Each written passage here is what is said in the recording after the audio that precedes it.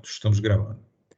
Baixa isso. Bom, então o primeiro comentário, o comentário aqui é o seguinte, é que essa é a última aula sobre o gás de Fermi, né? Os elétrons numa caixa, né? Sem ver o cristal. E esse é o último assunto da P2, tá? Contrariamente aos meus planejamentos lá, eu achava que ia dar para ver o capítulo 7 antes da data da P2, mas não vai dar. Na próxima quinta-feira, eu vou iniciar o capítulo 7. A gente vai começar a levar em conta o efeito do potencial cristalino, vai aparecer as bandas e tal e coisa. Mas isso não vai ser cobrado na P2, tá bom? Então, bom, enfim, é isso. Então vamos lá. Cadê aqui? Vamos aqui. Isso aqui é o slidezinho final da aula passada, só para lembrar onde é que a gente parou, né? Então, o que a gente está estudando? A gente está estudando um sistema de elétrons, é o problema do Sommerfeld, né? É um sistema de elétrons sem cristal nenhum, elétrons livres, que se chama, né? Só tem energia cinética, numa caixa de volume V, né? E na aula passada, a gente considerou as propriedades de equilíbrio termodinâmico desse sistema. E a razão pela qual a gente precisou fazer isso é porque, invariavelmente, os sistemas físicos que a gente estuda estão em equilíbrio térmico, né? Então, a gente precisou rever um pouquinho lá de mecânica estatística, que é a história de ensemble canônico, gran canônico, tal coisa, mas as mensagens principais são essas aqui. Em equilíbrio térmico a temperatura T, o gás de Fermi tem elétrons em uma faixa kT abaixo de EF, da energia de Fermi, promovidos para uma faixa kT acima de EF. Esse aqui é digamos assim, a grande consequência do princípio da exclusão, é que quando você esquenta, digamos assim, o material, não são todos os elétrons que recebem energia térmica kT, como acontece no caso clássico, né? É apenas uma fraçãozinha, é só aquela turminha ali que fica kT abaixo do EF, que ganha uma energiazinha da ordem de kT para cima de EF, né? É isso que acontece. E, tipicamente, o comentário é que a energia térmica, a temperatura ambiente, que eu quero dizer, né? kT é da ordem de, aqui, ó, kT é da ordem de 25 mil-eletronvolts, ao passo que esse EF lá, que a gente estimou e aí em algum momento, é da ordem de 10 eletronvolts, né? Então é muito menor mesmo, tá? Muito bem, isso tem consequências seríssimas, que foi todo o sucesso lá do artigo de 1928, lá do Sommerfeld, né?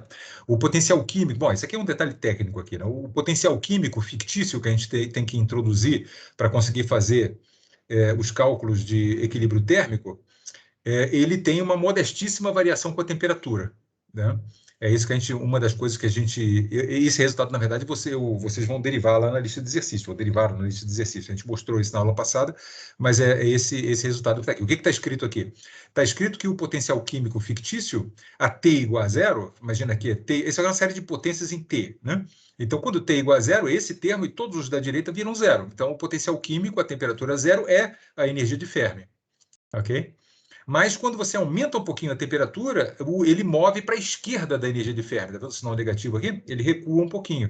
Isso é por conta simplesmente da maneira como a densidade de estados da partícula livre, por conta da inclinação da densidade de estado, por essa uma função crescente da energia que tem essa consequência do negativo aí. Do ponto de vista assim, prático, essa coisa que está aqui diretamente não pode ser mensurada, né? Porque não existe, apesar de existir termômetro, não existe potencial quimômetro, não existe nada para medir potencial químico, né? Você infere o potencial químico através de seus efeitos indiretos, particularmente ao calcular, por exemplo, a energia média em equilíbrio termodinâmico do sistema. Quando você se põe a calcular a energia média, utilizando, claro, o ensemble gran canônico, né, que é o que tem que ser feito, né, e depois eliminando o μ fictício em favor do número de elétrons que de fato é fixado, todo esse detalhezinho técnico aí foi apresentado na aula passada, você chega nessa expressão que está aqui, né? E essa expressão, a energia média por si não é mensurável, mas variações de energia térmica são mensuráveis, na verdade, muito simplesmente mensuráveis. Desde 1900 e bolinha lá que a turma sabia fazer isso, medir calor específico, né? Desde a época do Joule a turma sabe fazer isso, né? Então, o que você descobre é que a energia térmica, a energia média do gás de Fermi, dos elétrons, né, se escreve dessa forma que está aqui, como uma série também parecida com aquela série do Mi ali, mas aí há vários comentários. O primeiro comentário é que esse termo que está aqui é vastamente menor do que 1, né? Indicando com isso que a energia térmica, a energia média, a temperatura finita, 300 Kelvin, por exemplo, é muito parecida com a energia térmica a temperatura zero, que é esse valor que está aqui, 3/5 de NeEF. O fato de existir energia média a temperatura zero deveria ser uma surpresa para a gente, do mundo clássico, né? Por conta do fato de que, porra, no mundo clássico, T igual a zero, está todo mundo parado, não tem energia nenhuma, né? Mas por conta desses efeitos da distribuição de Pauli, da distribuição de Fermi, mesmo a T igual a zero, o gás de Fermi tem energia. E vale, não é nada desprezível, não, é energia brutal. Aqui, 3/5 de número de elétrons vezes a energia de Fermi, entende? E isso aí é aumentado com a temperatura de maneira muito modesta, né? Modestíssima, que eu falei aqui, né? Porque esse termo que está aqui, que é o quanto a energia cresce em relação ao valor que ela tem em T igual a zero, que seria dado por esse 1 aqui, esse número aqui é uma fração, simplesmente. Esse número que está aqui é muito pequenininho, por conta desse fato, que para tudo que é metal aí, para tudo que é, né, KT é muito menor do que o EF. Então, isso aí é a expressão, digamos assim, matemática, ou mais precisa, dessa primeira frase que está aqui, né? Que, por conta do fato de que a temperatura T, apenas uma pequena fração de elétrons é promovida em energia, isso faz com que a energia aumente muito pouquinho com a temperatura, em comparação, por exemplo, com o gás clássico, né? A energia média do gás clássico é pateticamente simples, é 3/2 de N vezes kT, só isso, né? E cresce linearmente com o tempo. E o coeficiente de crescimento, né, o coeficiente linear, é proporcional ao número de elétrons, é 10 a 23, é um coeficiente linear estúpido, entende? Aqui não. Ele cresce, primeiro que ele cresce quadrático, né? Não cresce linear, mas ele cresce muito modestamente. Isso tem como consequência que o calor específico eletrônico é muito pequeno, entende? Esse foi o grande resultado do artigo de 28, que a turma não entendia, por que diabos o calor específico dos metais era essencialmente devido às vibrações. Por que diabos os elétrons não participam, né? Classicamente devia participar de maneira muito importante, mas não, é um efeito muito curioso da distribuição de Fermi. Né? Esse foi o resultado da aula passada.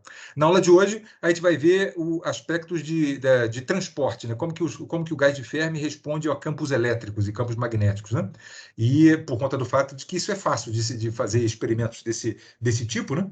Então, a gente vai primeiro discutir a condutividade do gás de Fermi, vai ser a grande parte da aula, vai ser obter a expressão da condutividade que se chama de Drude. Drude era um físico lá alemão, para variar, né?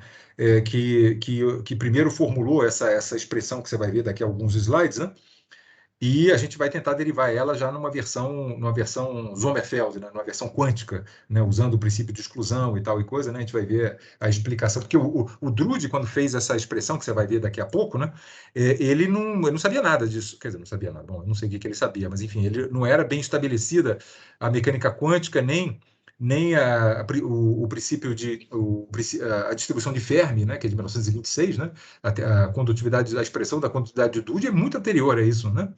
E, no entanto, curioso que, mesmo quando você leva em conta efeitos quânticos, né, considera a esfera de Fermi, considera a distribuição de Fermi, elétrons quânticos e tal coisa, você chega na mesma expressão, entende? Exatamente a mesma expressão que o Drude propôs. Esse é um caso curioso. Então, tá bom. Então, vamos lá. Aqui, condutividade do gás de ferro. Vamos definir com cuidado que diabos é condutividade, como é que, né, como é que isso enfim, como que um campo elétrico afeta os nossos elétrons lá livres e tal coisa. Vamos ver. Primeiro, um comentário sobre unidades MKS e CGS, que é sempre um tanto confuso, né, da condutividade. A condutividade. Bom, isso aí não sei porque que apareceu agora ali, depois que vai aparecer isso. A condutividade é isso aqui, é o coeficiente linear entre a corrente de carga que é produzida quando você aplica um campo elétrico numa amostra. Né? Tipicamente, o campo elétrico é colocado quando você liga os dois extremos do fio numa bateria. Né? Aí você cria um campo elétrico no interior do material e isso produz uma corrente.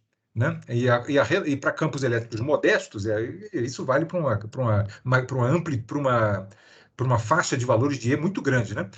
A corrente é linear no campo elétrico e o coeficiente de proporcionalidade se chama condutividade, esse sigma aqui. Né? O inverso do sigma se chama resistividade. Né? O sigma e 1 sobre ρ é a mesma coisa. Tá? O inverso da resistividade é a condutividade. A respeito de unidades aqui, a unidade da densidade de corrente, isso é densidade de corrente, não é corrente. Tá? É carga por área por tempo. Se você não tem muito claro a diferença de densidade de corrente e corrente, eu lembro você aqui nesse slidezinho aqui, ó, nesse quadradinho aqui. Imagina que você tem um fio, né? A densidade de corrente contém mais informação do que a corrente, porque a densidade de corrente ela permite dizer como é que está o fluxo de carga em cada ponto do espaço. Né? Já a corrente é uma integral sobre uma área geralmente é a seção reta do fio, né?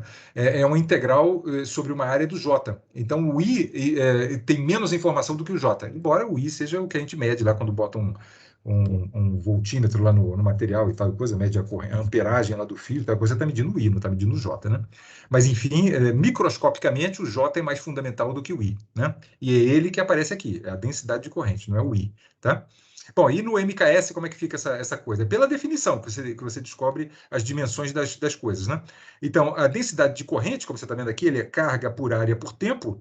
No MKS, carga em Coulomb, área em metro quadrado e tempo em segundo, né? Essa é a unidade de amperagem. Desculpe, amperagem, de J, né? Coulomb por segundo tem um nome especial. Ele fica falando Coulomb segundo metro quadrado, a gente definiu ampere, né? Ampere é Coulomb sobre segundo. Então, a unidade de MKS de densidade de corrente é ampere metro quadrado. Já no CGS, carga em unidade de stat-coulomb, que está definida ali em cima, né? Está vendo lá em cima o que é um stat-coulomb? Você lembra que no sistema CGS ele tem uma vantagem sobre o sistema MKS, que qualquer unidade, qualquer coisa eletromagnética é exprimível em termos de grama, centímetro e segundo. Daí o nome do negócio ser CGS, né? Centímetro, grama, segundo. Tudo pode ser escrito em termos de grama, centímetro, segundo. Não que isso aqui seja usado com frequência, mas essa coisa que está aqui, você inventa, assim como Coulomb segundo, você inventa o nome ampere, aqui por analogia você inventa stat Coulomb segundo por stat ampere centímetro quadrado. Aí se você converte todas essas coisas em grama e tal coisa, vira isso aqui. Aí eu escrevi com letra pequenininha aqui, porque ninguém usa isso aqui, né? É grama, né? Grama a 1/2, tá? Ninguém usa essa coisa aqui. Você usa stat ampere por centímetro quadrado mesmo, né? E a conversão de stat ampere centímetro quadrado para ampere metro quadrado é essa coisa que está aqui. 1 ampere metro quadrado é 3 vezes 10 a 5 stat ampere centímetro quadrado. Então, se você vira alguma coisa escrita nessa unidade, você sabe escrever nessa e vice-versa, tá? Ok. O campo elétrico, a unidade de campo elétrico no MKS é volt por metro, né? É gradiente de potencial, né? Então, por isso que é volt por metro. Então, correspondentemente, no CGS é stat volt por centímetro, tá? E essa coisa, mais uma vez, você consegue escrever em termos de grama, centímetro, segundo, mas ninguém usa isso, todo mundo usa statvolt, centímetro, né? E a conversão entre statvolt, centímetro, desculpa, entre statvolt e volt é essa que está aqui. 1 volt é 1/300 statvolt. Essa é a conversão do negócio, daí você tira a conversão dos campos, da unidade de campo elétrico. Agora sim, o que a gente quer, né? A condutividade. Condutividade é a unidade que se usa no MKS, como ele é J, o sigma é J sobre E, né? Então é esse ampere metro quadrado, dividido por essa coisa que está aqui, né? Então resulta isso, ampere volt por metro. Ampere volt, assim como o ampere foi inventado lá, ser coulomb segundo, esse negócio volt sobre ampere aqui tem um nome que é ohm, é o nome da grandeza. Então, essa coisa aí, a unidade de condutividade no sistema MKS é ohm a menos 1, é a unidade de resistência, né? E 1 sobre metro. Correspondentemente, o sigma, a unidade de sigma no CGS é isso aqui, de novo, né? Essa coisa que está aqui, sobre essa coisa que está aqui. Então, fica stat ampere por stat volt centímetro. Se você se dá o trabalho aqui de ver qual é a dimensão... Aqui, nesse caso específico do sigma, essas unidades em termos de G, centímetro e S fica particularmente útil, por conta do fato de que ele simplesmente segundo a menos 1. Condutividade no sistema CGS, curiosamente, é uma frequência, né? E aqui, nesse caso, ao invés de usar essa coisa que está aqui, você usa isso aqui mesmo. Quando você vir condutividade expressa em termos de segundo a menos 1, é porque o cara está fazendo unidade CGS, tá? E a conversão dessa coisa nessa coisa que está aqui é isso aqui, tá bom? Bom, enfim, e o comentário preciso é esse, que todo o nosso curso está sendo dado em unidade CGS, tá? Você não vai ver em lugar nenhum ε0, essas coisas assim, não vai ver nada disso, tá? Então, tá bom. Ok. Agora, a visão clássica do problema da condutividade. Então, isso daqui é um problema, a situação física que você quer analisar. Você tem um metal, né, e ele está submetido a uma diferença de potencial, né? Potencial grande aqui, potencial pequeno ali, né? Os elétrons vão na direção do potencial grande, né? Então, os elétrons vão da esquerda para a direita, né? Muito bem. O campo elétrico, em contrapartida, se você lembra lá de eletromagnetismo, né? Ele é menos o gradiente do potencial, né? Então, aqui do lado direito, o V é grande. Esse é o significado dessa barra grande aqui, né? O V aqui é grande. E o V ali é pequeno. Então, o gradiente de V é para a direita. Como o E é menos o gradiente de V, então o E é para a esquerda, tá? Como o elétron é negativo, né? Por isso que ele vai para a direita. né? Bom, enfim, essa seria a equação clássica do elétron, né? M dv dt, massa vezes aceleração, é a força que ele estaria experimentando aí dentro desse negócio, né? Ok. Isso implicaria que os elétrons seriam acelerados, né? Isso aí é um movimento uniformemente variado, né? Força constante. Eles seriam uniformemente acelerados e o J, que é definido como, microscopicamente, ele é definido como a densidade de elétrons, número de elétrons por volume, vezes a carga do elétron, vezes a velocidade do elétron, não seria uniforme no fio, né? Por quê? Porque o V cresceria dentro do fio. O que eu quero dizer com isso? Quer dizer que aquele cara que saiu ali, entrou no metal, ele está com a velocidadezinha modesta, né? Mas ele vai ser empurrado para a direita, acelerado. Então, quando ele chegar do outro lado lá, o V é enorme, entende? Então, o J não seria uniforme dentro do fio, coisa que não existe isso. A gente sabe que o J é uniforme dentro do fio, né? Então, está alguma coisa errada com essa expressão. Isso aqui não pode ser toda a verdade sobre o que acontece com os elétrons. Na verdade, as colisões dos elétrons com impurezas e com vibrações cristalinas, com fônons, né, geram uma força de atrito. Força de atrito entre aspas, aí que a gente vai qualificar isso mais precisamente mais adiante, quando a gente fizer o tratamento quântico desse problema. Né? E aí você perguntaria, porra, mas eles também não colidem com os núcleos? Muitas vezes você vê umas animações aí sobre condutividade, você vê um elétron lá, uma bolinha andando lá numa floresta de núcleos, né? E ele batendo no núcleo, depois quica no outro, bate no outro, tal coisa. A resposta é não. Quando o elétron é tratado quanticamente, como ele deve ser tratado, você vai ver que os elétrons não colidem com o cristal, eles conseguem atravessar o cristal uniforme de maneira livre, né? A gente vai ver isso precisamente no capítulo 7, né? Mas e isso é que o Drude, quando construiu a teoriazinha dele lá, ele não tinha mecânica quântica, né? Então ele imaginava, assim, que as colisões que vão aparecer essas colisões que eu estou mencionando aí nesse parágrafo aí, não eram apenas com impurezas e com vibrações cristalinas. Eles eram primordialmente o elétron batendo nos núcleos. Entendeu? Ele imaginava que o elétron vinha andando, batia num, batia no outro, mas como ele estava arrastado para a direita, ele acabava andando com uma velocidade constante. Tá? Mas ele achava, isso é um ponto muito importante do estado sólido, que classicamente se imaginava isso, em 1900, por ali, né, que os elétrons batiam porque se pensava no elétron como classicamente, né, não como uma onda. Pensava ele como se fosse uma bolinha, uma partículazinha negativa. Né? Aí, se ele está sendo arrastado, tem um bando de bolinhas no meio do caminho, ele sai quicando nas bolinhas. Né? Enfim, esse é isso que se imaginava. Você vai ver que não é verdade. Quando você trata o elétron de maneira honesta, quanticamente, você vai ver que não acontece isso. Aí você é forçado essas colisões, elas introduzem um termo de arrasto. Né? Um termo de arrasto é um termo proporcional à velocidade, que nem lá quando você estuda lá em Física 2, aquela história de velocidade terminal, né? Quando o cara pula, né, o paraquedista, né? Ele pula, e aí ele está sendo puxado para baixo pela gravidade, deveria estar sendo acelerado a 9,8 metros por segundo ao quadrado, mas não. Ele anda com velocidade constante. Por quê? Porque o ar exerce uma força para cima, aqui, ó, menos V, proporcional a menos V, né? Que faz com que no final, depois de um brevíssimo intervalo de tempo, a velocidade fique constante. Entende? É a chamada velocidade terminal. É um assunto lá de Física 2, que é exatamente o que está sendo descrito aqui nessa história. O elétron aqui atinge uma velocidade terminal, e muito rapidamente aqui dentro do metal ali, né?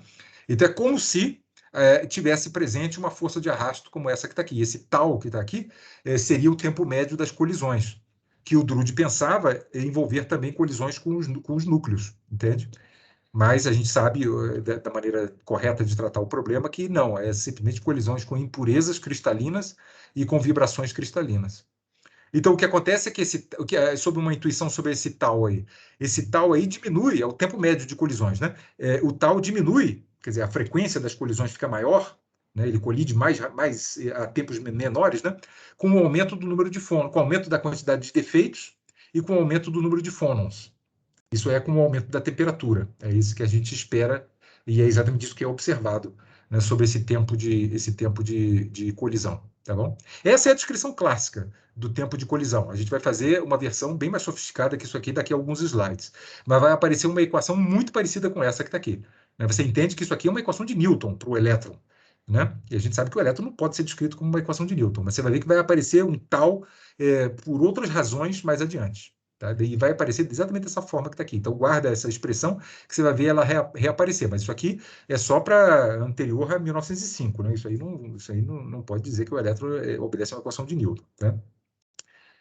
Esse tempo tal seria, portanto, o tempo que a corrente leva para ir a zero, o tempo para a corrente ir a zero depois de desligar a voltagem.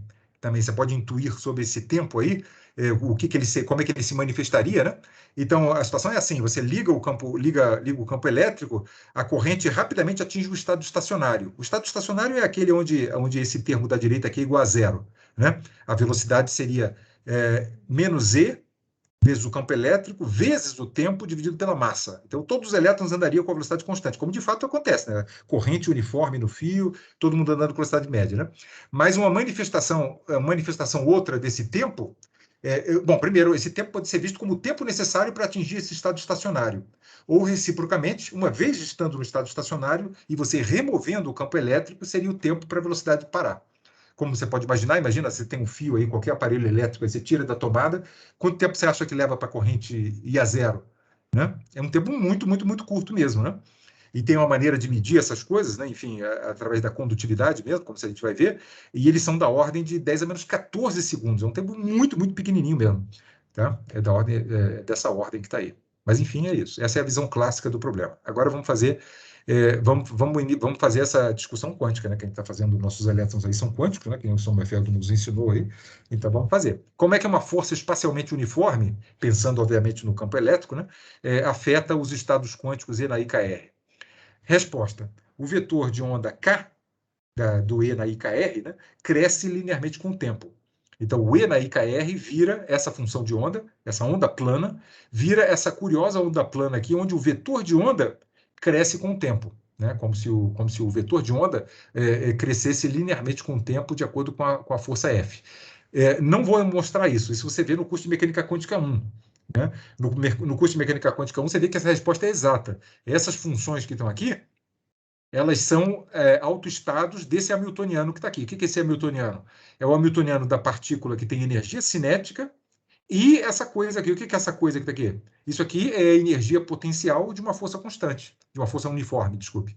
Né? Menos o gradiente dessa coisa que está aqui, dá exatamente o F. Né? Então, esse seria o hamiltoniano. Se você quisesse fazer mecânica quântica de uma partícula sujeita a uma força constante, é isso que você teria que resolver. E se mostra lá no curso de mecânica quântica 1 que esses aqui são os autoestados desse hamiltoniano. Ok? Então é isso. O vetor de onda K, que a gente vinha discutindo, passa a crescer linearmente no tempo na direção do F. Então, só para visualizar aqui em duas dimensões, imagina que você tem aqui no plano K, né? Você tem um estado aqui, tá? O vetor de onda K que está aqui, né? Você aplicou uma força no seu sistema nessa direção aqui. Aí o que acontece é que o estado quântico que tinha esse K vai passar até esse K, depois vai ter esse K, depois vai ter esse K, avançando linearmente no tempo. Entende? Ao longo dessa linha que é paralela ao F. Entendeu? É assim que o estado quântico ia ficar sendo modificado. Ele permanece o tempo todo sendo uma onda plana, tá? Mas o vetor de onda dele fica cada vez maior, entende? Portanto, o comprimento de onda dele fica cada vez menorzinho. É isso que acontece. E isso é que é a versão quântica de uma partícula acelerada. É isso. Né? Uma partícula acelerada, classicamente, é uma bolinha que anda cada vez mais rápido. Né? Uma partícula quântica livre, acelerada, é isso aqui. É essa coisa que está aqui. Tá? Em queda livre, por exemplo, né? Um elétron em queda livre seria essa coisa que está aqui com F igual a mg. Né? Seria isso aí. Bom, enfim.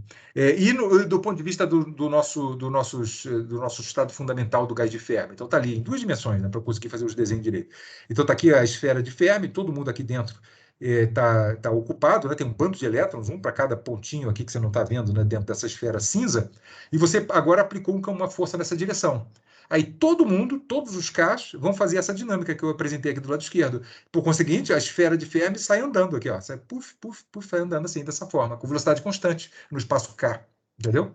Essa que é a previsão do que seria o efeito de uma força constante sobre o estado fundamental que a gente discutiu na aula passada. Ok? Será que essa coisa aqui andando dessa forma aqui descreve um fio transportando uma corrente uniforme? Você vai ver que não descreve. Isso aí é um absurdo. Essa coisa aqui não acontece de fato. Não é o que se observa em realidade. Vamos ver. a densidade de corrente elétrica, né? Vamos agora traduzir, né? Como é que a gente traduz uma distribuição de Fermi em termos de uma densidade de corrente elétrica. A expressão microscópica da densidade de corrente elétrica, talvez fosse um melhor título aqui para essa coisa. Está aqui a expressão microscópica da densidade de corrente. Você tem N elétrons, né? Não esqueça isso, né? Então, essa aqui é a carga de cada elétron, na é verdade? Menos E. E aqui você soma as velocidades, cada elétron lá naquela esfera de Fermi tem uma velocidade que é h cortado K sobre M. Como tem um bando de Ks ali, né? Cada elétron está indo numa direção, não é verdade? Então você soma todas as velocidades aqui, isso aqui divide pelo volume total do lugar lá onde os elétrons estão, isso aí vai ser a densidade de corrente. Observe que a dimensão aqui está absolutamente correta, né? Carga, aqui é o menos E ali, né? Tá vendo? Tempo, porque a velocidade aqui é metro por segundo, né? Metro por segundo, e essa coisa aqui é metro cúbico, né?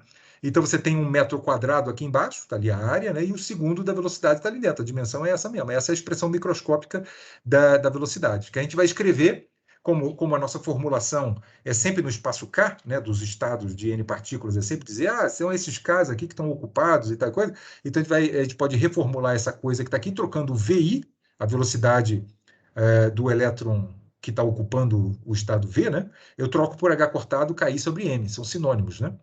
E aí eu multiplico e divido por esse NE que está aqui, só para fazer uma coisa que vai, né? Eu só multiplico e divido, não é totalmente inocente isso aí. E aí você vê que o que aparece aqui, 1 sobre o número de elétrons, soma sobre todos os elétrons dos seus vetores de onda, é o que você pode legitimamente chamar de vetor de onda médio. Por isso que esse símbolo barra aqui significa a média de todos os Ks de todos os elétrons. Ele é como a esfera de Fermi, bom, porque a esfera de Fermi é uma esfera, né? Então, o K médio é sempre o K do centro da esfera de Fermi, certo? Mas ele, mais precisamente, é a média de todos os Ks que estão ocupados no determinado estado quântico. Como é sempre uma esfera, né? Então é o K do centro. E esse NE, número de elétrons sobre o volume, é a densidade de elétrons de condução, que aparece com esse símbolozinho tradicional aqui, Nzinho, né? Tá bom? Então, essa é a expressão do J em termos do centro da esfera de Fermi, ok? Bom, então o que a gente viu agora há pouco. Então, por exemplo, nesse caso aqui do estado da esfera de Fermi que a gente discutiu na aula passada, né? É uma esfera de Fermi sentada com o centro na origem. Esses elétrons que está aqui, tem elétron indo para tudo que é direção, mas eu pergunto para você, qual é a corrente elétrica desse estado? É zero. Por quê? Porque o K barra é zero, entendeu? É que nem formiga, né? Você bota a formiga na mesa, vai uma na direção, outra na outra, em média, não está ninguém indo para lugar nenhum, né? Não tem uma corrente média, entendeu? Esse é o estado. Agora, se você aplica uma força e, porventura, a esfera se desloca, que nem a gente discutiu no slide anterior, aí esse estado que está aqui representa uma corrente. Representa uma corrente porque o K médio dessa esfera cinza aqui, imagina que dentro dessa esfera cinza aqui tem um bando de Ks aqui, todos eles ocupados, né? Tem elétron ocupando esse estado, tem elétron ocupando aquele, tal coisa. A média dos Ks dessa turma toda é esse K que está aqui. Então, essa turma que está aqui representa uma corrente elétrica. Essa turma aqui não. Essa aqui sim. Tá certo? Muito bem. Então, essa aí é a relação entre o posicionamento da esfera de Fermi, que, como a gente viu no slide anterior, é afetado pelo campo elétrico, e daí, do posicionamento da esfera de Fermi, a gente consegue ler a corrente, tá? Através dessa expressãozinha que está aqui, tá bom? Então, tá bom. Agora sim, o gás de Fermi sob o campo elétrico uniforme. Agora eu vou fazer simplesmente, isso aqui é o que tinha no slide anterior, né? Os Ks de todos os elétrons, na verdade, é 2 slides atrás, né? Os Ks de todos os elétrons, quando você aplica uma força constante, eles obedecem essa equação, eles saem crescendo linearmente na direção do F, né? No caso em questão que eu quero aqui, a força é o campo elétrico, né? Esse é o tipo de situação que eu quero, né? É botar uma diferença de potencial lá, o meu gás de Fermi aqui, que está aqui dentro dessa caixa azul, eles estão sentindo o campo elétrico para cá, né? Então, eles experimentam uma força, todos os elétrons aqui dentro veem uma força, sentem uma força uniforme, né? Que é menos E vezes E, para a direita, né? Para a direita, os elétrons sentem uma força para a direita, né? É assim. Então, não mudou nada, eu só troquei o F por menos Ezinho e Ezão, né? Só isso. Isso implica que se cada um dos Ks sai andando, sai avançando no espaço K com velocidade constante, o centro da esfera, né, vai avançando com essa coisa, com essa velocidade constante aqui, que está aqui, né? Na verdade, você tem uma esfera, se todos os pontos da esfera andam na mesma direção com a mesma velocidade, o centro da esfera também, né? Então, o K de T o K barra de T, né, o centro da esfera, cresce linearmente, sai andando no espaço K, né, dessa forma que está aqui. Mas esse K barra é o que eu preciso para escrever a corrente, né? Bom, só para você ver aqui o que eu estou dizendo. Imagina que o campo elétrico aqui é na direção horizontal. É igual isso aqui, né? O campo elétrico é para a esquerda, mas a força que os elétrons sentem é para a direita, né? Então essa esfera de Fez sai andando assim, entendeu? Sai andando assim. E em esse cara que está aqui, como eu acabei de comentar no slide anterior, né? Como o K barra dele agora não é no zero, né? Esse cara aqui representa uma corrente de elétrons. Representa assim, né? Está aqui a expressão, né? O J é menos N. Acho que é a expressão que estava aqui anteriormente, né? Essa expressão que está aqui, que eu estou usando, né? Eu só vou trocar esse K barra pelo que eu concluí que acontece com o K barra sobre campo elétrico constante, né? É isso que eu vou fazer. Está aqui. Essa aqui é a expressão da aula do slide anterior, aí eu só troquei o K barra por menos essa coisa que está aqui, né? Então tá aí, pronto. Beleza, pronto, resolvi o problema quântico dos elétrons quânticos, o problema dos elétrons quânticos submetido a campo elétrico. Eu falei, mas só que isso aí não existe, né? A corrente não cresce, não vejo, ninguém vê a corrente num fio crescer indefinidamente no tempo, né? Você liga lá o seu, né, o fio lá na tomada. Eu falei, a corrente agora é meio ampere, agora é 1, agora é 1,5, agora é 2. Não existe isso, né? A corrente atinge o estado estacionário, né? Então, é o mesmo problema lá que a gente tinha no caso clássico, né? Vai ter que arrumar um jeito de resolver isso, mas pensando nos elétrons de maneira quântica, né? Esse aqui é o desafio. Isso aqui, obviamente, está errado. Essa coisa aí não pode, né? A corrente é uniforme, né? Agora, explique por que diabos a corrente é uniforme. Agora vem a explicação. A versão quântica do tempo de colisão. O atrito que as impurezas cristalinas e os fônons produzem nos elétrons. Observe aqui. Lembra do que... primeiro eu vou discutir em 2 slides separados. Primeiro eu vou discutir o efeito de colisões com impurezas, que são geralmente modeladas como elásticas, colisões elásticas que conservam energia. E depois, no próximo slide, o efeito das colisões inelásticas com fônons. Sobre impurezas, o que exatamente eu quero dizer? No contexto de um cristal, eu já mostrei esse desenho aqui em alguma outra ocasião aí, né? Eu estou pensando em, por exemplo, átomos intersticiais, né? Olha lá, tá vendo aquele átomozinho ali, né? Ele não devia estar ali, ele se meteu no meio de uma, né? Ele se meteu ali num lugar que ele não devia. Aqui tinha que ter um átomo e não tinha, por exemplo, né? Aqui era para ter átomo, cadê? Onde é que está aqui? Aqui era para ter átomo azul e aparecer um vermelho. Esse tipo de defeito é que a gente está falando. Eles são chamados de defeitos pontuais. Tem esses defeitos também que a gente comentou, que são defeitos, como é que chama isso?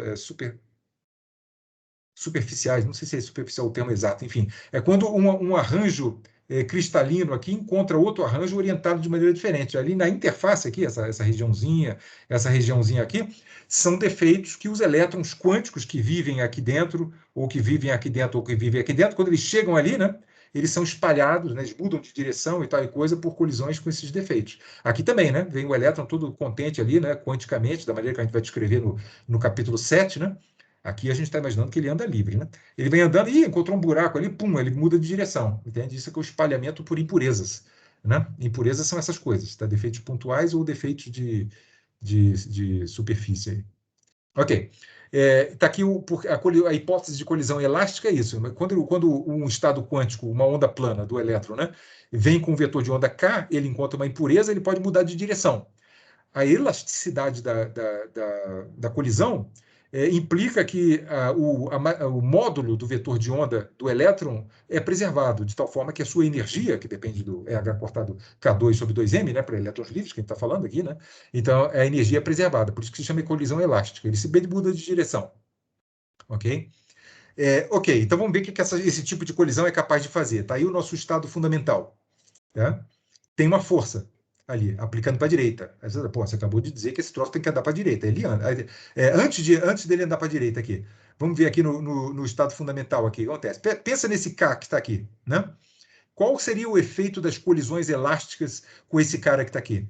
Bom, esse cara está andando no cristal. Ele, apesar do pontinho preto aqui na página estar parado, né? O elétron que ele representa está andando lá dentro do cristal, né? Com uma velocidade, né? E ele pode sim, esse cara aqui pode sim colidir com uma impureza. Mas aqui tem uma mágica aqui do princípio de Pauli, que é o seguinte, que ele vai ter que colidir e vai ter que ir para um outro estado de mesma energia. O problema é esse. O problema é que todos os caras de mesma energia estão ocupados, entendeu? Então, por causa do princípio de exclusão, esse cara não sente o efeito de colisões com impurezas. Essa aqui é a mágica, ele simplesmente não sente. Né? Ou se ele sentir, ele tem que sentir em paralelo com outro cara. Se ele for espalhado para cá, esse cara aqui tem que simultaneamente ter sido disparado para outra direção, entende?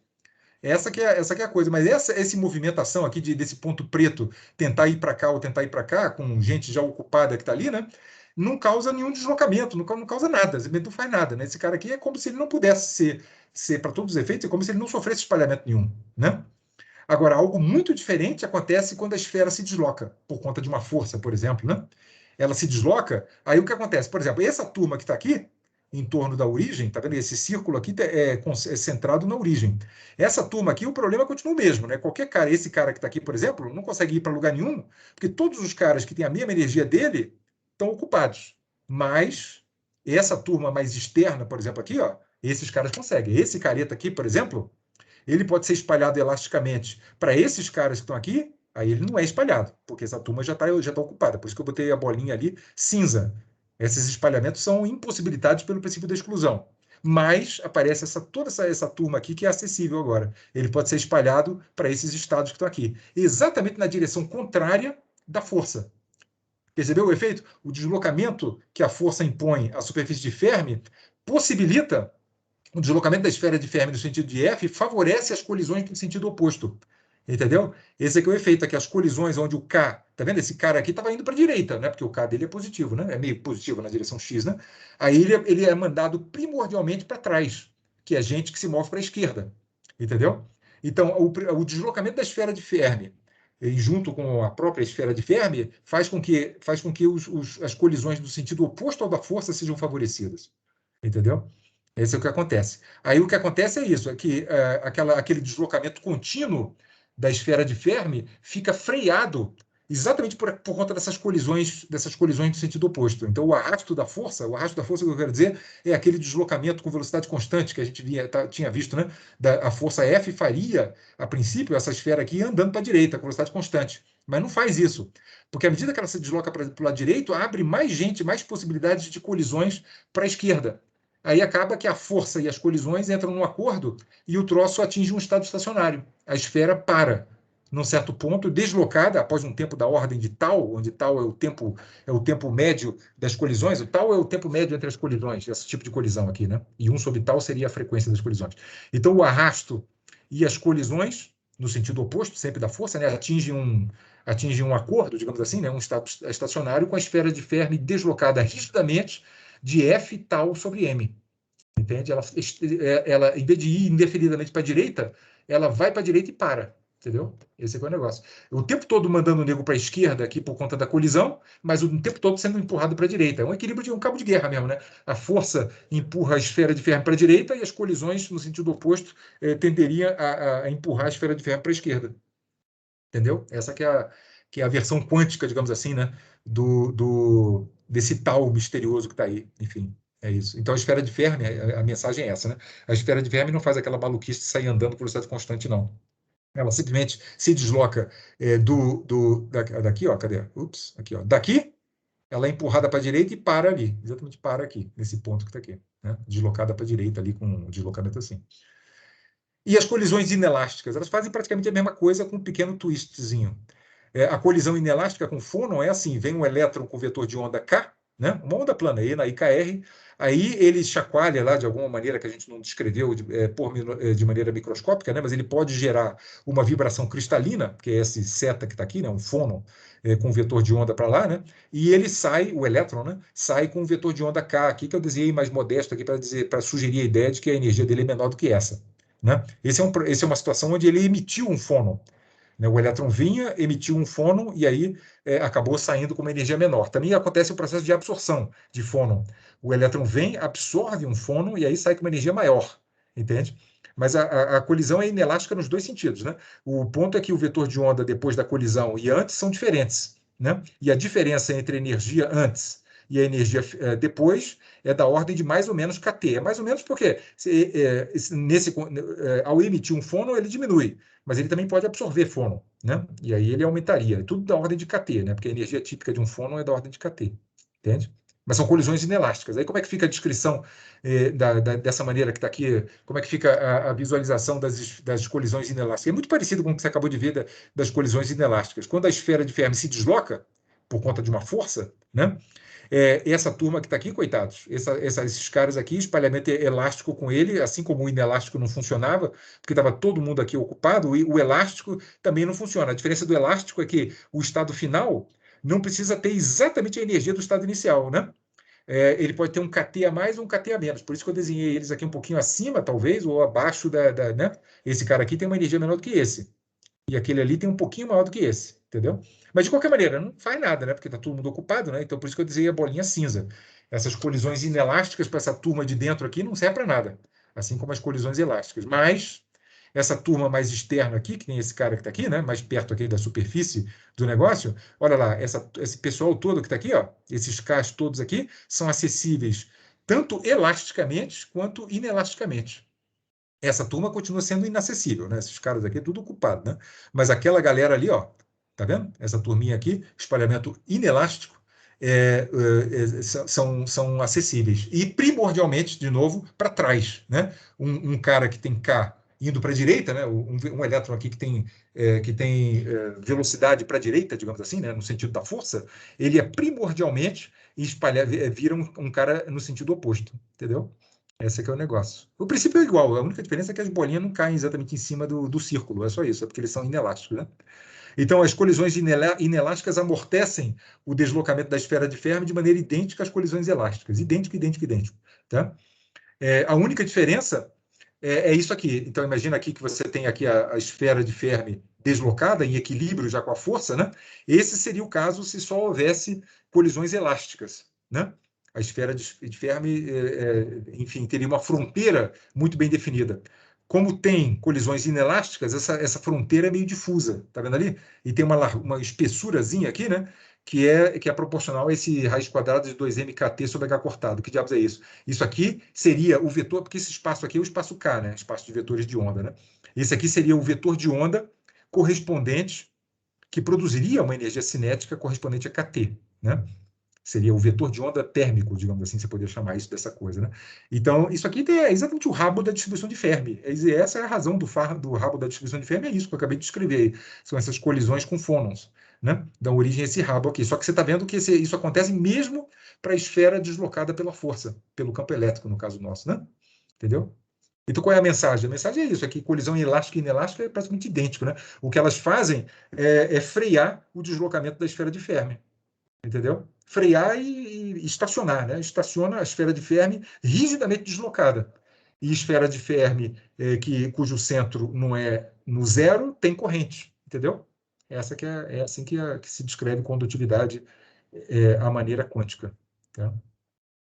Então é isso, as colisões inelásticas amortecem o deslocamento da esfera de Fermi de maneira idêntica às colisões elásticas e, no entanto, adicionam uma periferia difusa na superfície de Fermi.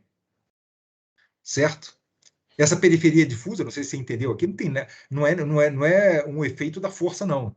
O efeito da força é deslocar. Essa periferia difusa acontece mesmo quando não tem força nenhuma, e é exatamente aquele rabinho da distribuição de Fermi que a gente viu na aula passada, que a gente disse que né, não fez uma descrição microscópica, né, da origem daquele rabinho. A origem daquele rabinho são essas colisões aqui, dos elétrons, né, periféricos, né, dos elétrons próximos à superfície de Fermi, eles colidem com fônons, e aí eles podem ganhar ou perder, né, energia e forma essa coisinha difusa, entendeu? É isso. Bom, então tá bom. Ok, agora sim a equação para o centro, esse K barra aí, lembra que é o centro da distribuição de Fermi. A equação para o K barra, que fornece diretamente a corrente, né, como a gente já sabe, de um gás de Fermi sujeito a força homogênea, que vai ser um campo elétrico, que a gente vai querer imaginar depois, né?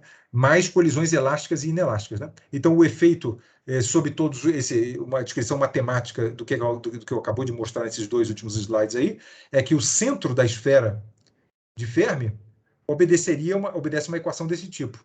Ele é puxado para a direita pelo F, mas é freado pelas colisões. Entendeu? Igualzinho, você percebe que essa equação aqui é igualzinha àquela equação que o Drude escreveu classicamente, pensando numa equação de Newton, né?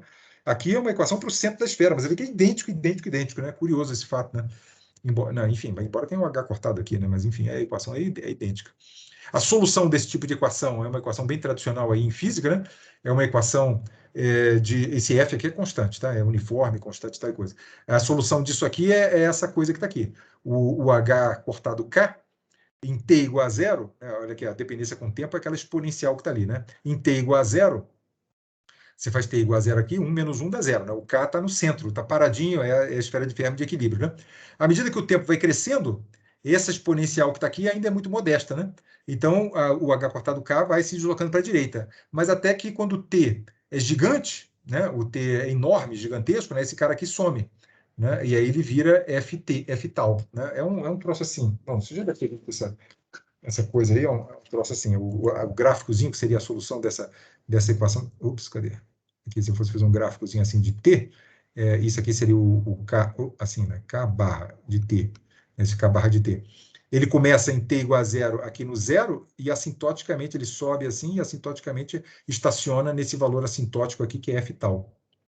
F tal. Esse aqui seria o gráfico de h cortado k, né? Ele começa em zero, que é a esfera de Fermi com o centro na origem, e depois ele estaciona para a direita e, enfim, para. É isso, que é a solução dessa equação que está aí. Tá bom, e daí? E a esfera de Fermi faz isso aqui. Visualmente é assim, a esfera de Fermi está paradinha ali no estado fundamental, aplicaste uma força, aí ele de início saiu arrancando, né? Sai com uma velocidade grande, né? Aí depois vai freando, freando e estaciona.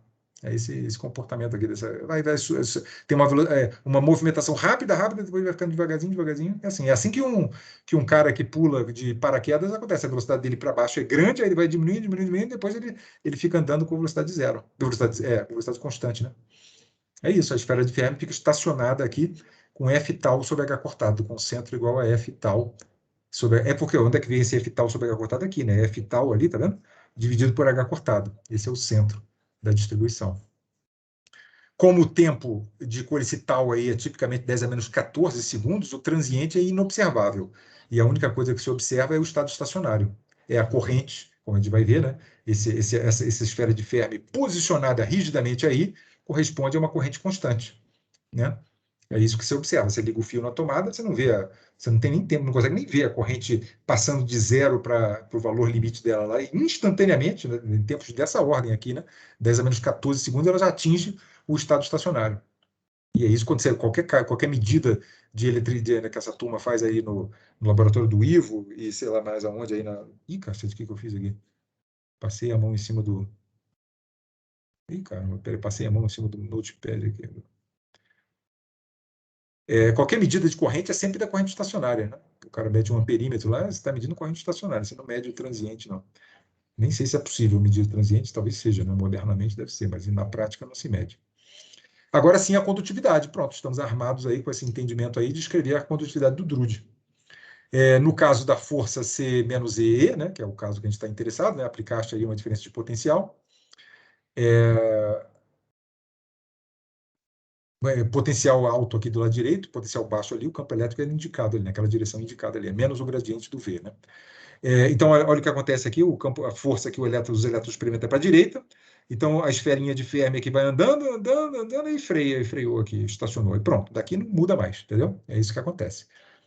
E esse processo todo aqui, ó, 10 a menos 14 segundos, ó, bum, bum, bum, bum, parou ali, 10 a menos 14 segundos. E aí o que você vê é isso aqui, né? O que você vê é isso aí. Qual é a corrente disso? A corrente estacionária essa expressão da corrente que a gente tinha visto, né? A gente viu os slides anteriores aí, a expressão da corrente em termos do centro da esfera, né? A corrente estacionária você bota o K, que é né, o centro da esfera estacionária, né? Que é isso aqui, é menos E tal sobre M. Então você apaga essa coisa que está aqui, escreve essa coisinha que está aqui, e você obtém a expressão da corrente estacionária em termos do campo aplicado, que é isso aí. Pronto, a coisa que multiplica é a condutividade de Drude, a famosa condutividade de Drude do gás de Fermi. Ele é proporcional à densidade de elétrons, quanto mais densidade, quanto mais elétrons você tem, mais condutores, mais condutivo vai ser o material, né? E quanto maior o tempo das colisões, quer dizer, se o tempo entre colisões, né, foi enorme, significa que os elétrons ficam livres um tempão, né? Ficam acelerados um tempo, a condutividade vai lá nas alturas, né? Mas se tem trolentos milhões de impurezas lá e o tempo de colisão é minúsculo, né? Aí a condutividade vai ser uma porcaria, né? É isso que acontece. E o resto é a carga do elétron e a massa, né? Esse efeito desagradável, aqui um comentário parentético, né? Essa dependência da condutividade na densidade dos portadores, muitas vezes você quer saber quão eficientemente, né, os elétrons andam pelo material, né? Aí, nesses casos, você gostaria de... Cada elétron, quão eficientemente ele anda, né? Você não quer levar em conta o efeito do número de elétrons que tem lá no material, né? O sigma é proporcional ao n, né? Então, se define, é comum se definir a mobilidade como sendo a razão entre a velocidade dos elétrons e o campo elétrico. E essa mobilidade aí, eu não vou arriscar, mas eu tenho a impressão que é simplesmente isso aqui, E2 tal sobre m. Essa é a mobilidade, eu acho. Teria que fazer a continha direitinho aqui, escrever o J em termos de... vamos fazer aqui, é melhor fazer do que ele está dizendo. Então, aqui, o J pode ser escrito como aqui, N, o J também é igual a isso aqui, outra versão para o J, né? N, a carga dos elétrons ali, né? Vezes a velocidade média dos elétrons, né? E a velocidade média essa definição do μ, da mobilidade, é isso aqui. É a velocidade dos elétrons dividido pelo campo elétrico. Por que sumiu aqui? Velocidade dos elétrons dividido pelo campo elétrico. Então, eu posso apagar esse cara que está aqui e escrever ele como μ vezes E, né? Aí, quando você compara isso com isso aqui, você vê que o μ, o N, está vendo o N aqui? Esse N que está aqui. Então, portanto, o μ não contém a informação da densidade dos elétrons. Ele só leva em conta... Aí tem que ver aqui exatamente o que é. E vezes tal sobre M, eu acho que é uma coisa assim, né? Ele leva em conta só o tempo de colisão. Enfim, é só um comentário parentético aí, caso você já tenha ouvido falar de mobilidade, é isso, né? É uma espécie de condutividade sem o N, sem esse Nzinho que está aqui, tá bom? Mas é isso, isso é a condutividade de Drude, famosérrima. Isso aí existe desde 1900 e bolinha, muito antes da mecânica quântica, e curiosamente, fazendo todo o tratamento quântico aí, com esfera de Fermi, com princípio de elétrons quânticos, princípio de Fermi, princípio de exclusão de Pauli e tal coisa, você chega na mesma expressão, que o cara derivou usando equação de Newton e imaginando que os elétrons colidiam com os cristais, com os níons dos cristais. Impressionante, né? Obviamente, o Drude não tinha essa coisa que está aqui, esse tal que está aqui, você saber que ele não tem a ver com colisões com os cristais demanda uns experimentos mais sofisticados, né, para você medir esse tal independentemente, né, do N e tal e coisa, para você descobrir que o tal, se fosse colisão com o cristal, ele tinha que ser muito menor do que ele efetivamente é, né? Aí você começa a levantar suspeitas de que os elétrons realmente não colidem com os cristais, né? Mas o problema dessa expressão é o seguinte: isso aqui é fácil de medir, condutividade é absolutamente trivial de medir. Eu acho que antes de 1900 a turma sabia medir isso, né? O Faraday certamente sabia medir essas coisas, né? É só o campo elétrico, né? Voltagem, né? O campo elétrico é voltagem e corrente, né? É a razão das duas coisas, você mede esse sigma. O problema é que o sigma, ele mistura num produto tanto N quanto tal. Ele não depende só de tal ou só de N, ele depende do produto, entendeu? Então ele não serve como testar a teoria, né? Porque você descobre, não, medi aí a condutividade dessa amostra de ouro aí e deu baixo pra caramba, que coisa estranha, né? Por que deu baixo? Aí o cara explica, não, é porque o tal ali provavelmente é muito alto, sei lá, o tal é muito pequenininho, não sei, dá uma explicação desse jeito, né? Mas podia ser outra coisa, podia ser que por algum motivo o N ali não fosse o que você estava achando que é, né? O fato de misturar duas grandezas não faz com que, ao medir o sigma, você não consiga separar os dois, entendeu? Agora eu vou mostrar nos próximos slides uma maneira de você fazer um experimento desse tipo de campo elétrico, só que aplicando um campo magnético também, que permite separar o N do tal, entendeu? E isso vai consistir de fato, o teste da teoria. Da teoria, que eu quero dizer, da teoria dos gás de elétrons, né? Para ver se esse N é o que a gente está imaginando que é, né? Se ele é, de fato, um elétron por átomo, como a gente está imaginando, né? As hipóteses por trás dessa expressão são que os elétrons são livres, né? Foi o que a gente supôs, mais um tempo de colisão idêntico para todos os estados E na IKR, tá? Tempo de colisão independente de quem seja o elétron, né? Agora um comentário, a conexão com experimentos, né? Como é que a resistividade, que é o inverso da condutividade, varia com temperatura, né? Essa aqui é a expressão do Drude, né, que a gente acabou de ver, da condutividade, e a resistividade é simplesmente o inverso disso, né? Tem tempos de colisão com fônons e tempo de colisão com impurezas. O tempo de colisão com fônon depende da temperatura, porque o número de fônons é afetado pela temperatura, né? Quanto mais quente, né? Mais vibrando lá está o cristal, do ponto de vista da linguagem de fônons, é como se tivesse um monte de fônons. Então, a possibilidade do elétron colidir com fônon aumenta, né? Então, o tempo de colisão com fônons diminui com a temperatura, né? Se torna mais frequente as colisões com fônons quando a temperatura aumenta. Mas, dentre os dois, dentre esses dois caras que estão aqui, entre o tempo de colisão com fônons e o tempo de colisão com impurezas, quem for menor é que domina, é que domina a expressão da resistividade, né? E é por isso que você define um tempo médio, esse tempo que está aqui, não é a soma do tempo de fônons mais o tempo de impurezas. Porque se fosse a soma, definido como a soma, o maior é que dominaria, né? Quem tivesse o maior tempo de colisão, significa colisão mais eventual, né? Mais rara, entendeu? E não é assim, né? Quem for o pior, quem destruir mais a corrente é o cara que domina a história, né? Um cristal perfeito, né? Imagina, um cristal perfeito, tempo de colisão com impureza são anos, digamos assim. O elétron consegue andar um ano lá dentro sem. Estou brincando, né? Sem colidir com ninguém, né? Aí você, porra, então quem tá sendo responsável pela condutividade é o fônon, que é o que tem o menor dos tempos de colisão, entende? É isso que eu quero dizer, que é o quem for menor é que domina. Por conta disso, você define esse 1 sobre tal dessa forma. Você define ele como sendo 1 sobre tal de fônon, mais 1 sobre tal de impureza. Ele sendo a soma dos inversos. E dessa forma, somando os inversos, definindo isso como a soma dos inversos, você faz com que quem for menor domina, né? Imagina que o tempo, esse cara aqui é muito menor do que esse. Então, 1 sobre ele é muito maior. Então, nessa soma aqui do lado direito, quem for tiver o menor tempo de colisão é que domina, entendeu? É por isso que se define o tal dessa maneira que está aqui, e não dessa maneira que está aqui, entendeu?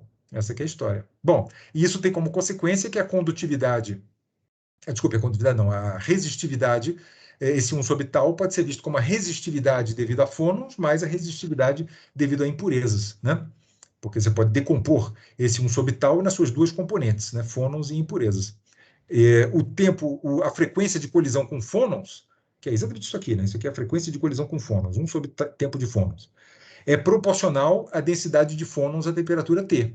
Em outras palavras, quanto mais fônons, maior a frequência. Mais frequentes são as colisões com fônons, né? Tem uma tonelada de fônons lá, o cristal está vibrando loucamente, pô, o elétron vai, a cada 3 picosegundos, ele vai querer esparrar num fônon, né? Esse é o negócio. Então, esse 1 sobre tal fônon que está aqui, ele aumenta com o aumento da temperatura, entendeu? Então, ele se torna dominante a altas temperaturas. Esse aqui é o ponto, né? Você esquenta o material, esse cara que está aqui acaba superando, dominando completamente esse cara. Ou, dito de outra maneira, a resistividade devido aos fônons domina a altas temperaturas. Por quê? Porque a frequência de colisão com fônons se torna maior do que a frequência de colisão com impurezas. Entendeu? É isso. A resistividade a baixas temperaturas, em oposição, né, ela é exclusivamente devido a colisões com impurezas. Por quê? Porque nem tem fônon. Né? A T igual a zero, por exemplo, não tem fônon nenhum. Né? Então, quando o elétron colide com alguma coisa, é necessariamente com uma impureza cristalina. Entendeu? Então, a resistividade a baixas temperaturas, devido a impurezas. Resistividade a altas temperaturas, fônons. E aqui o resultado experimental. Isso aí são duas amostras, esse eixo vertical é resistência, resistência é resistividade, é a mesma coisa, né? É uma função da resistividade direta. Isso aqui é temperatura, de 0 a 20 Kelvin. Duas amostras de potássio e duas resistências aqui. O que você está vendo aqui? Olha, duas amostras diferentes, a amostra 1 e a amostra 2. As duas, a resistividade cresce com a temperatura. Por quê? Porque quanto mais quente, maior vai ser 1 sobre tal fônon e a resistividade cresce. É isso. Mas a temperatura zero. A temperatura zero, essa amostra que está aqui tem uma resistência menor do que aquela. Significa que ela é menos impura do que aquela. Os tempos de colisão, a frequência de colisão com impureza aqui é menor. A frequência de colisão com impureza é menor, ela colide com menos frequência, nesse caso, nessa amostra de baixo do que na de cima. Então, a resistência a T igual a zero manifesta o grau de pureza cristalina do material. Já a altas temperaturas, veja que elas crescem da mesma forma. Né? Ele não indica se é T ao quadrado, da maneira como isso aqui, eu confesso que não sei a maneira como isso aqui cresce com T ao quadrado ou com alguma outra potência. Mas o crescimento é idêntico, porque é o efeito de fônons. Os dois têm o mesmo tipo de crescimento com a temperatura, entendeu? Independente do grau de pureza cristalina. Entende? É isso. Resistividade cresce com a temperatura dessa forma e tende a temperatura zero, a resistividade zero. Aí você vê, né, exatamente, isso, todos os materiais são assim, né? Metais, né? São assim, né? Potássio é metal, né? Aí você vê o que é surpreendente em supercondutividade. Supercondutividade essa coisa aqui, que é o esperado, né? Pô, a temperatura vai baixando, baixando, não tem mais fônon, então só quem domina a colisão são as impurezas que sempre tem impureza no material. Aí o que acontece é quando o metal é supercondutor, abaixo de uma temperatura, por alguma razão, os elétrons param de colidir com as impurezas, entendeu? Param de colidir com as impurezas. Eles entram num estado coerente quântico, né, que as impurezas se tornam transparentes. E aí a condutividade a baixas temperaturas, né, que para um metal normal é finita, como você está vendo aqui, né, se torna zero. Esse é o negócio. As impurezas os elétrons, as impurezas ficam transparentes para os elétrons. Não é que elas desaparecem, não, né? O material supercondutor tem impureza, sim, tem defeito e tal coisa, né? Mas ele tem os elétrons acabam entrando num estado quântico coletivo, né? Eles se movem, a gente não vai dar tempo de explicar essas coisas, mas enfim, eles se movem coerentemente pelo material e não conseguem ser afetados, né, pelas colisões com as impurezas. E aí a resistência a T igual a zero é zero, não finita, que nem você está vendo aqui. Okay.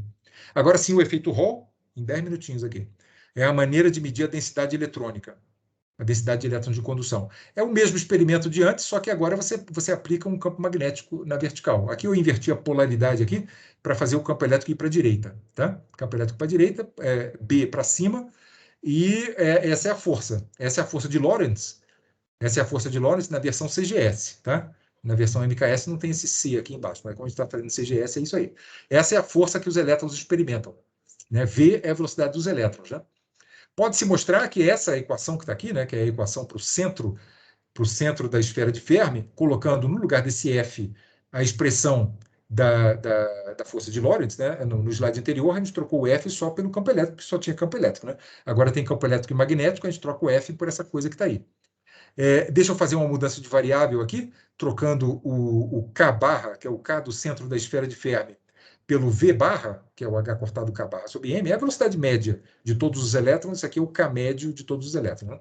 Em termos disso aqui, só para assumir com esses H cortados aqui, fica mais bonitinha a expressão, fica parecido com a equação de Newton, você obtém isso aqui, que é muito parecido com a equação de Newton, né? Mas só que é para a velocidade média, para a velocidade média da esfera de Fermi. Tem a esfera de Fermi, um bando de elétrons lá, cada um com sua velocidade, e esse V barra é a média da velocidade daquela turma toda. E essa é a equação que ele obedece. Tá? Essa é a equação que ele obedece.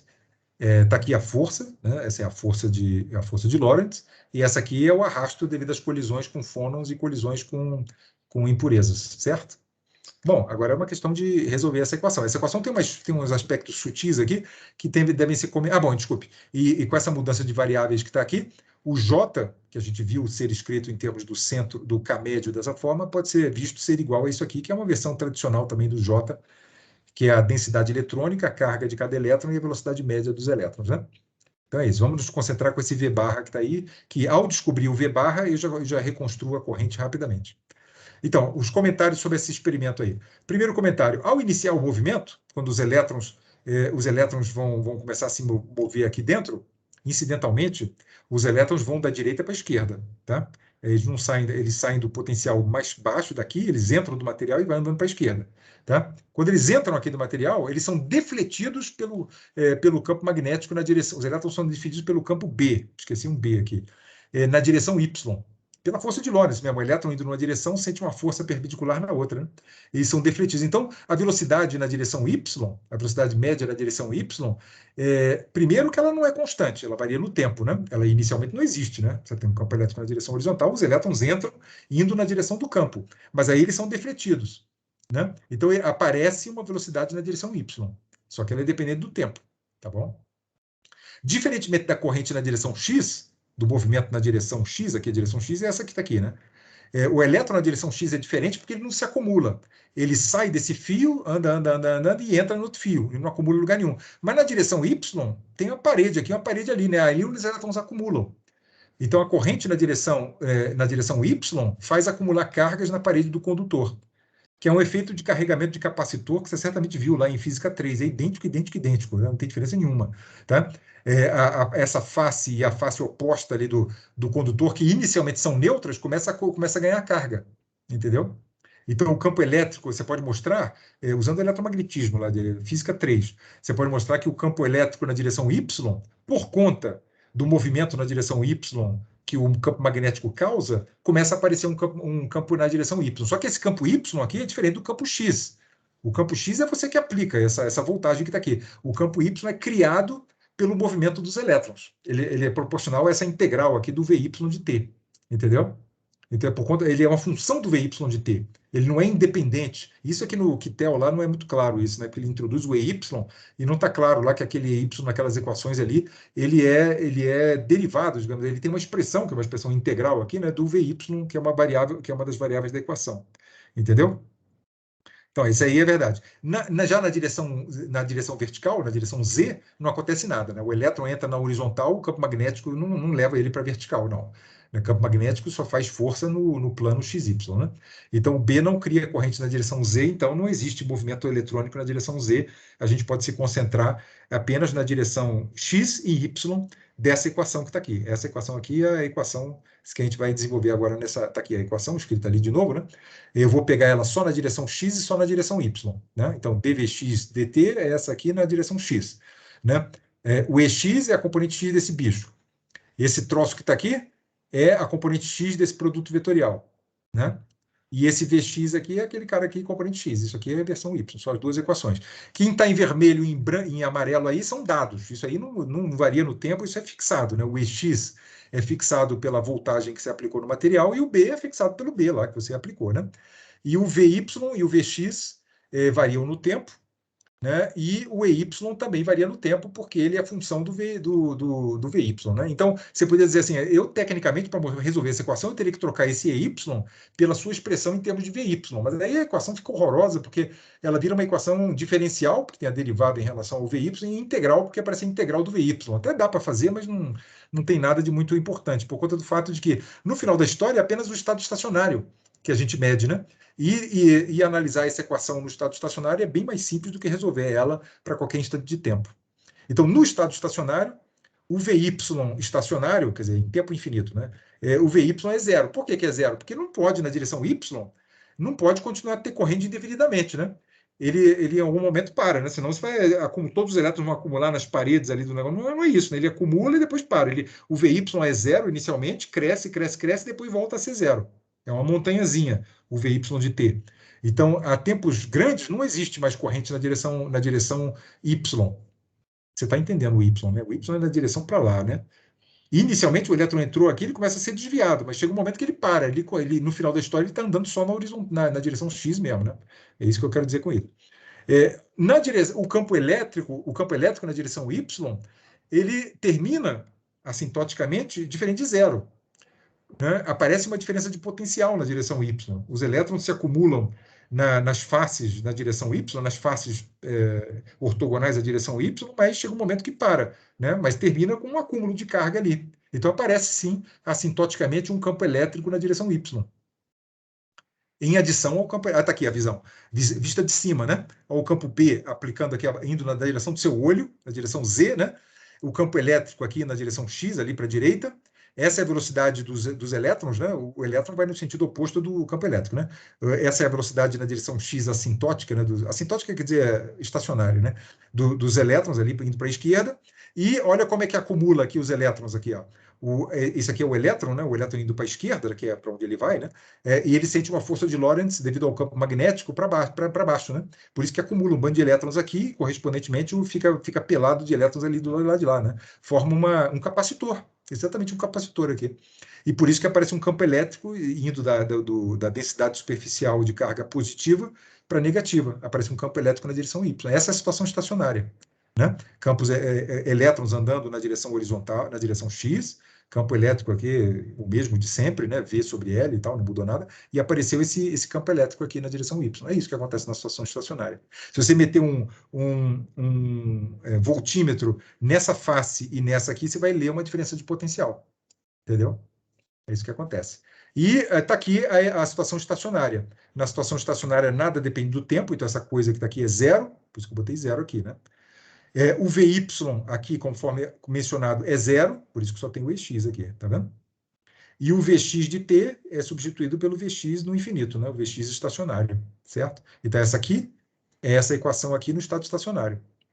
E essa equação de baixo é a equação de baixo no estado estacionário. Esse bicho aqui é zero, né? O VY para de variar no tempo, tudo para de variar no tempo, né?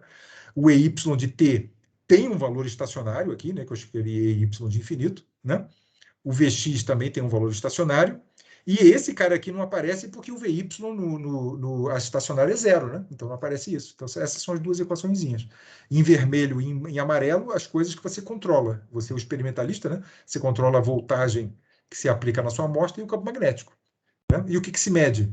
Você mede o campo Y, né? Que é botando um voltímetro aqui e aqui, você mede a diferença de potencial na direção Y, portanto, você mede o EY. E a corrente, né? Botando aqui um voltímetro na direção X, aqui você mede um amperímetro, né? Você mede a corrente. Você pode medir as duas coisas nesse tipo de experimento. Ao passo que sem o campo magnético, você só tem para medir a corrente, né? É o fato de você ter duas coisas para medir é que leva você a conseguir determinar separadamente a densidade eletrônica e o tempo de colisão, como você vai ver aqui. Essa é a expressão da densidade de corrente na direção x, estacionária, né? A densidade estacionária é n menos e vezes o v infinito. O v infinito você tira daqui, ó, dessa equação que está aqui, você tira a expressão do v na direção x. Aí você obtém essa expressão que é a mesma de sempre, né? Condutividade de Drude vezes o EX. Não tem nenhuma novidade aqui. A novidade está nessa segunda equação.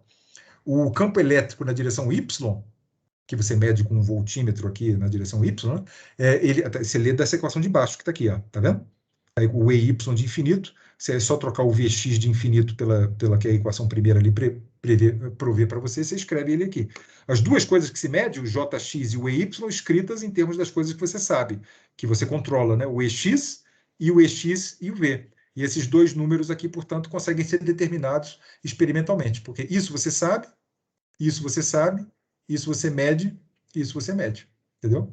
Com esse arranjo, essa que é a grande sacada do efeito Hall. Com esse arranjo curioso aí com o campo magnético, você consegue determinar separadamente a densidade de elétrons de condução e o tal, né? Percebeu aqui, ó? Tem o tal aqui, tem o N e tem o tal. Mas você tem duas informações, duas medidas, entendeu? Então você consegue determinar os dois separadamente. Ao passo que medindo só a condutividade, você não consegue separar o N do tal, eles aparecem o produto deles, entendeu? Essa que é a sacada do negócio. Em particular, se você dividir o EY dividido pelo Jx multiplicado por P, você encontra essa expressão que depende diretamente e exclusivamente da densidade de elétrons. O tempo de colisão sai fora dessa expressão. Então, medindo o EY e medindo o Jx e fazendo essa razão aqui, você acessa exatamente qual é a densidade de elétrons de condução. Isso se chama coeficiente Hall. E essa é a maneira como a turma faz realmente para determinar a densidade de elétrons de condução. Olha aqui uns resultados experimentais. Primeiro, o comentário de unidades, né? Essas unidades aí no sistema CGS são meio esdrúxulas, né? Densidade é número de elétrons por volume, né? Então é 1 sobre centímetro cúbico esse bicho aqui. O E é static coulomb, né? Static coulomb. E a velocidade da luz é centímetro por segundo, né? Entendeu? Enfim, no final das contas, a unidade desse NEC, 1 sobre NEC aí, é isso aqui, centímetro quadrado, segundo static coulomb. Não interessa os valores aqui. Esses números todos aqui estão nessa unidade aí. Isso aqui, lítio, sódio, potássio, rubídio e cobre são os nossos amigos lá da primeira coluna, né? Não, desculpa, cobre não. Esses quatro aqui são os alcalinos, metais alcalinos, né? E esses três aqui são os metais nobres, porque esses aí são os caras que supostamente são bem descritos aí pela teoria do Sommerfeld, né, de elétrons livres. Isso é o que se calcula. Como é que se calcula esse 1 sobre NEC aqui? Basta calcular o N, né? Como é que se calcula o N? Você pega a densidade de átomos, que é a densidade do... Vai lá na tabela, vai lá no Google, lá digita a densidade do ouro. Aí ele vai dizer, não sei quantas gramas por centímetro cúbico, né? Aí você divide pela massa do ouro, aí você descobre quantos ouros por centímetro cúbico tem. Como cada ouro libera um elétron, você tem um número de elétrons por centímetro cúbico. É isso. É dessa forma que você tira o N. O E e o C são tabelados, enfim, isso é dessa forma que essa coisa é calculada, através da informação da densidade dos materiais, e supondo que você tem um elétron por átomo. E isso é o que se mede, entendeu? Essa coisa aqui, o que se mede, tinha que ser igual a essa coisa que está aqui. Uma observação assim, en passant, assim, da pessoa que é bem razoável assim, o acordo, mas se você prestar atenção, esse cara que está aqui, por exemplo, o lítio, o valor medido é 1,89, tudo vezes 10 a menos 24, né? 1,89 quando devia ser 1,48, né? Então é como se o Nzinho aqui né, que o cara mediu fosse menor do que o que era, como se houvesse menos que um elétron por átomo de lítio. Entendeu? É isso que está acontecendo aqui, estranho. Né? Esses caretas aqui também, ó, eles estão menores do que esses números que estão aqui. Né? Esse número aqui, o 1,89, é maior do que esse acordo aqui é excelente. Né? 2,60, 2,62 e 494, 495 é uma parte em 400, em 300. É excelente isso aí. Né? Agora aqui não, tem uma discrepância. Não é tão grande assim a discrepância, mas é uma discrepância. Esses números aqui são consistentemente menores do que devia ser. Se eles são menores, é porque o Nzinho que está sendo medido é maior do que devia ser. Então é como se houvesse mais do que um elétron por átomo. E você não consegue explicar isso. Por que diabos tem mais um elétron por átomo? Será que tem alguma outra orbital lá que provê elétron? O que é isso, né? Não se entende direito essa coisa. Agora, o bizarro mesmo, é quando você tenta aplicar, quando você faz esse experimento em caras que não são nem metais alcalinos, nem metais nobres. Berílio, o sinal do negócio muda. Tudo aqui tinha que ser negativo, né? O sinal do troço aqui é positivo. É mais 2,7 vezes 10 a menos 4. O que significa isso aí? Olha a diferença aqui da história, porque a história do sinal dessa coisa que está aqui, né? Quando você tem aqui aquela imagem que eu já mostrei agora há pouco, né? Quando você tem elétrons se movendo, né? Os elétrons estão indo, né? O campo elétrico está para a direita, né? E a corrente é para a direita. A corrente é sempre no sentido do campo elétrico, independente da carga enfim, do portador. O elétron tem que ir para a esquerda. E ele é empurrado para baixo pelo campo magnético, pela força de Lorentz, por isso que ele acumula embaixo e acumula em cima. O campo E na direção Y aponta nessa direção. Caso, sem justificativa nenhuma, né, os portadores fossem positivos, era, pô, absurdo, que portador positivo, que é elétron. Não, só para imaginar aqui. Se fosse positivo, o que mudaria? O campo elétrico está para a direita, né? As partículas positivas seriam empurradas pelo campo elétrico para a direita, a corrente continua sendo para a direita, isso não muda. Né? A corrente, seja positiva ou negativa, não muda. Mas as cargas positivas, indo para a direita, sentem uma força de Lorentz para baixo também. Consequentemente, que elas acumulariam aqui. A polaridade na direção Y muda. Então, a polaridade na direção Y revela o sinal da carga. Você fala, isso é inútil, as cargas são sempre negativas, é elétron isso, né? Olha isso aqui. Positivo. Isso aqui é como se a corrente estivesse sendo transportada por uma carga positiva. No berílio, você faz o experimento e a polaridade aparece dessa forma, como se, interpretando dessa maneira, de elétrons livres, né, como se não tivesse elétron no berílio, tivesse coisa positiva se mexendo, que é um absurdo total. Esses desvios todos aí só vão, inclusive essa bizarrice aqui do berílio, só vão conseguir ser entendida quando a gente levar em conta a rede cristalina no capítulo 7. Esse é o próximo assunto do negócio. Isso aí é tudo que o Sommerfeld consegue. Isso aqui o Sommerfeld não consegue explicar nem a cacetada. Né? Cadê? Esse sinal positivo ele não consegue explicar, nem esses desvios aqui ele consegue explicar. Né? Então, para explicar tanto os desvios pequenos, é verdade, para esses caras, como os valores bizarros aqui desses materiais aí que apresentam carga, como se fosse carga positiva, né? Você vai precisar de levar em conta a rede cristalina. Ok? É isso. Consegui terminar aqui. Não fui mal. Cadê? Tá todo mundo aí? Todo mundo acordado? Alô, alô? Estamos.